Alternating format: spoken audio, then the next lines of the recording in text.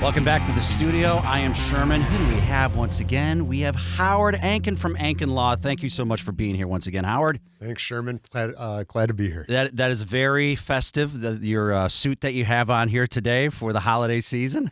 You know, it gets to be 40 degrees. You gotta suit up. Well, I'm assuming, you have to be ready at a second's notice to go to court, so you can't be wearing an evergreen tree costume and then roll into court and go, okay, let's go.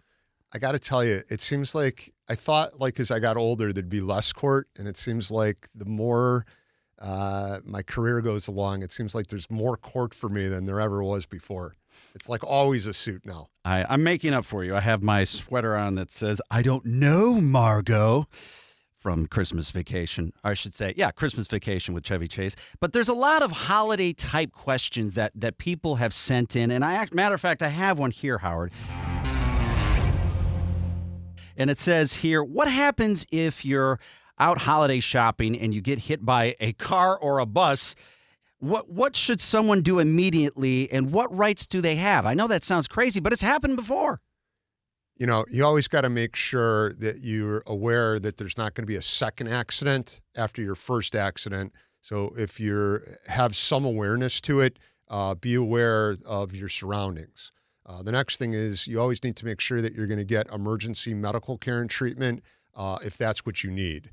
Now, in the mix of all this, if you are able to get the name and phone number of a witness, or you're able to get your cell phone out and you're able to take a picture, eventually when we go to have liability questions, it's always better to be able to document the case, but we don't want to document the case at the expense of somebody getting a worse injury or not taking care of their injury. So a good possibility that they could be paying for your Christmas gifts. There's a possibility if you get, so don't run out in front of a car to get your Christmas gifts paid for. You know, you're kind of joking, but sometimes the importance of getting somebody the right Christmas gift, and it just happens to be the last one of those toys, or they purposely went to the store to buy that sweater, or so on and so forth. And so a lot of times, people will give up their own personal health to make sure that they get that right gift. And it's not uncommon where the defense of the case then becomes, so after the accident, you actually then stood in line for 40 minutes and waited to pay for the item, and then you went to the emergency room. It does come out kind of hokey sometimes. Sure. And, we have to explain to people really how great my client is, that they're standing there with bones broken and bleeding all over the place because they needed to make sure that their daughter, had to have this gift on the holidays, and they were going to make sure that they were going to have it no matter what, which we could spin and make it great. But it usually means that's why I got to wear the suit, Sherm, because, they're not settling that case with the insurance company. That's when I got to get in there and do the stuff that I do. What do you mean? Insurance companies don't settle right away? What? What are you kidding? I don't know what's happening, by the way, but this is just my theme for the holiday season. It seemed like post-COVID, it was surprising, but I think what was happening is there wasn't as many auto accidents that were happening. There wasn't as many claims. And I think at that time, the insurance companies were cleaning up their books and cases settled. Now, it's spun around the other way. And I'm finding that look, if somebody wants to settle their case and they're willing to take less, these cases are settling. But if you want to, get the compensation that you really deserve and you want to maximize your recovery, I really feel like now we need to be more pushing these cases more than ever, and they're dragging out because of it. Well, here's another holiday one for you, Howard Ankin. This very, very understandable, especially here in the city, because I've had this almost happen so many times. There's ice or snow on the ground in front of a store or a building, and if someone slips and falls, can they sue, and who is responsible?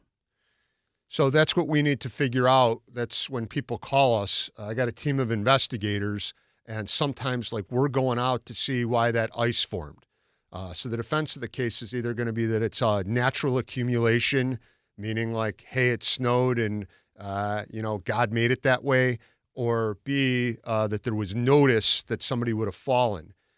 We need to prove what's happening. So like we're looking for the leaky gutter. A lot of times we're looking to see that there's a heating system that's like reheating up ice, and it's melting down, and then it's reforming again and forming that ice cube. Like we're looking at the ground and we're looking to see how that like chopped up sidewalk that should have been fixed for years, how all the water is forming into that hole and like an ice cube tray and causing ice to be formed there, and that's why people are falling. So when you're calling the lawyer, we're there to, one, explain this is what the law is. We're there to listen to what somebody tells us happened to them, and then we're using our professional skills and all of our resources, including our investigators, to go out and look to see where this liability is coming from and make it that somebody's not just saying, hey, you should have seen where you were walking, or, hey, that's a natural accumulation and you're not entitled to anything. That's why people need me. Natural accumulation. That means God's not liable. Yes. God's yes, not he's not paying out on that at all. Yes. And people, for religious reasons and other things during the holidays, people are very apt to want to have what we call a lawsuit. Okay. And for the lawyer, we don't want to have a lawsuit either. Okay. We would like to be able to settle the case with an insurance company. And that's why we want to show that this is the liability, and we want to show this is what the damages are. So there are some people that whatever it takes, they're willing to do. And then I have other clients that limit me when they retain me to say, I'm only hiring you for the purposes of settlement only. And I say, okay, I'll get you the best settlement I can, but it might not be the best recovery that I've ever recovered for somebody with a similar case like that, because we're not going into litigation. But anyways, any which way that people want us, that's why injury law made personal is the tagline of our office. We try to gear our legal services towards the specific needs of our clients. Well, here's another one here, Howard Ankin. It's perfect for this time of year. Falls near construction sites. If someone falls outside or near a construction site, who is liable and what steps should they take?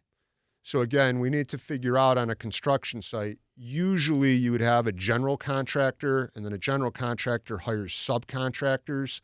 And so it's the general contractor's obligation to make sure that the job site remains safe for everybody. But you could also have subcontractors that do something wrong, and they could be liable.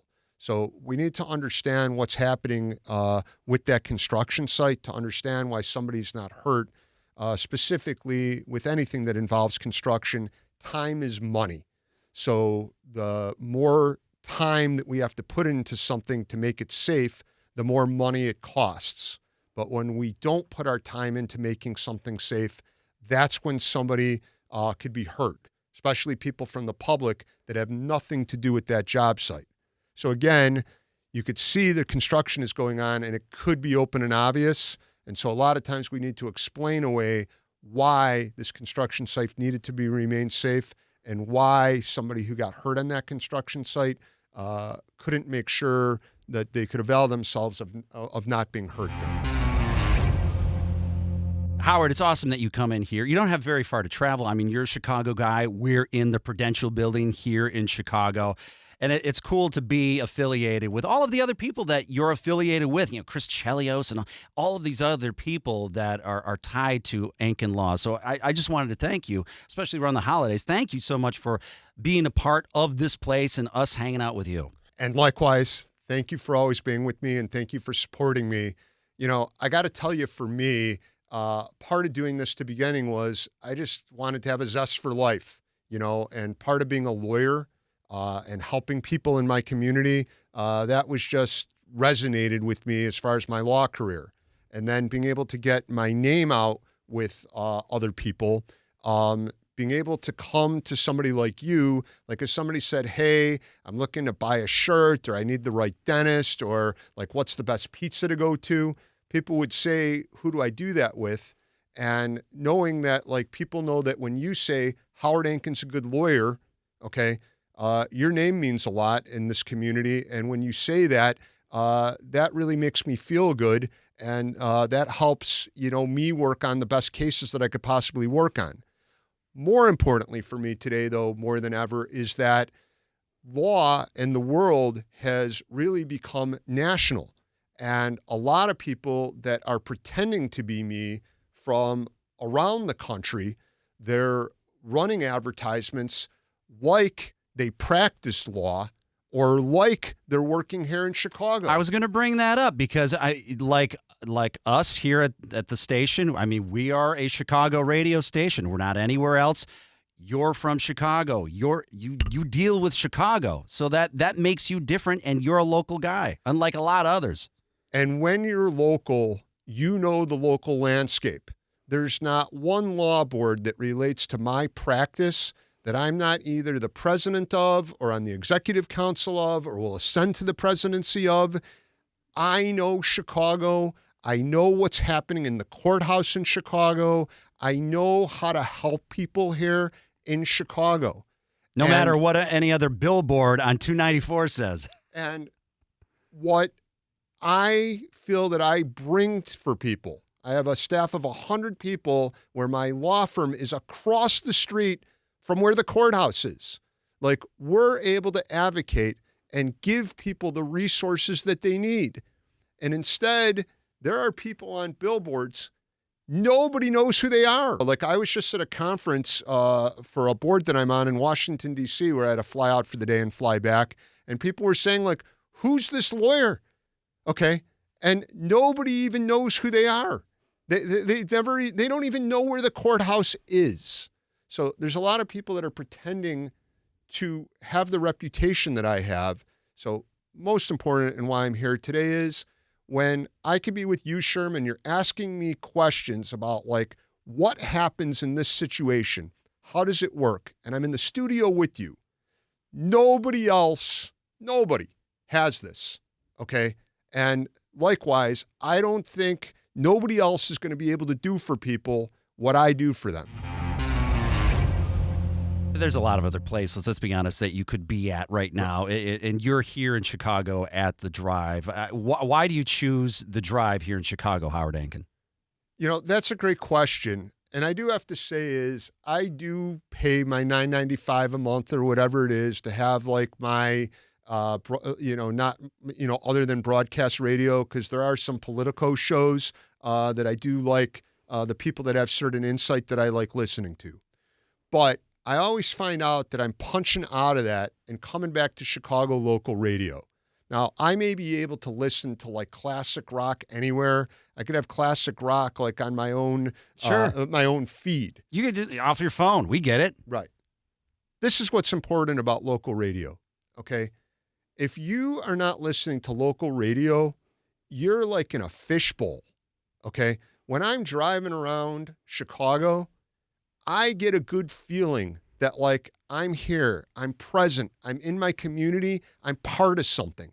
And then I get you on the radio and you come on and you start telling me about what's happening local in Chicago and you start giving me certain insight and you've been on the radio for years. And I just get that connection to my community that just makes me feel so good. And that's why, like, I hope that, like, I can transcend that feel good that people get from being like a local person in the Chicagoland area. And then they're listening and they hear about Howard Ankin, a lawyer that's trying to do the right thing in the Chicago community. And I hope that resonates. And I just want to give that feel good back to everybody. But anyways, that's what I get from local radio. And you cannot get that national radio, even if you like the genre, getting that feel good feeling, or like getting some, popular DJ that may be like in New York or LA or whatever. Eventually it's flat. That connection that everybody needs now more than ever. Okay. Local radio provides that. And when there's all these naysayers that say, hey, the old way is going out, I think the old way is going to actually be the most prominent way, because for the mental health of everybody in the world, they need local radio and they need that connection. Well, you took the words out of my mouth. Thank you so much, Howard Ankin. I mean, You say that, about being in Chicago, and then you feel like you're in Chicago, and that's what we try to do. I mean, we try to make you feel like you're a part of, almost like the joke, what we're doing. You know what I mean? Like when it's like you hanging out with your friends, and then you tell a joke, but then if you were outside that clique, nobody would get it. That's what it's like in the city of Chicago. Like when you say something about the Kennedy or the Eisenhower, if you were out of town, they would have no idea you're talking about. Like, why are you talking about a president? They're like, no, there's more to it than just that. And the fact that you're a part of all of this, and you're with all of us because you are us. We're all Chicago, and we're all in it together. You know, it just reminds me of something. I'm telling you a story that's like 35 years old that like will totally date me. But like when I was in college, I remember meeting this woman, okay? And she says to me, like, where are you from? And I'm like, Chicago. And we're like talking about like going home for like Thanksgiving. And somebody asked me, they're like, oh, how are you getting back? And I started like using like the Kennedy and like streets, and, because there's no Waze or anything like that in those years. Yeah. And she like turns to me and says, oh, those are all the famous streets. And where does she hear it from? Because she heard a news report. From, 4 hours from Chicago, the town that she's from, they got like the local broadcast of like what was happening with traffic in Chicago, and those were the famous streets. Like, oh, cool! You drive those? How awesome! Yeah, but right, yeah. But that's Chicago. That's what connects us. That's what keeps us together. You're able to come in here, Howard, and we can just, go back and forth and have a good time.